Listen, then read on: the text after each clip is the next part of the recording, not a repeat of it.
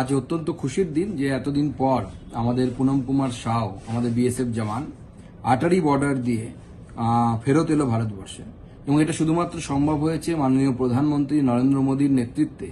এই যে আমরা যেটাকে বলি পরিবর্তিত ভারতবর্ষ, যে ভারতবর্ষ কোনো তার জওয়ানকে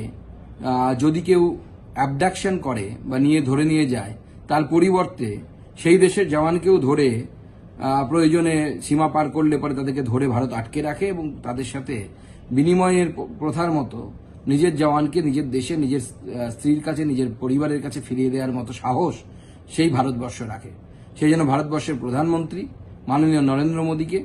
আমি অত্যন্ত অভিনন্দন জানাই এবং আমাদের সমস্ত বিজেপির যারা কার্যকর্তা আছে, যারা প্রথম থেকেই পুনম শাহের পরিবারের সাথে যোগাযোগ রেখেছিল, এমনকি আমাদের কাউন্সিলর সে পর্যন্ত পুনম শাহের স্ত্রীর সাথে সিওর সাথে দেখা করতে গেছিল,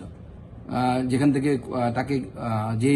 ইউনিট থেকে তাকে অ্যাবডাকশন করা হয়েছিল, অপহরণ করা হয়েছিল, সেই সিওর সাথে যখন তার স্ত্রী যায় এবং পরিবারের অন্যান্যরা যায়, তখন আমাদের কাউন্সিলর, স্থানীয় কাউন্সিলর মনোজ, সেও সেখানে গেছিল এবং পরিবারের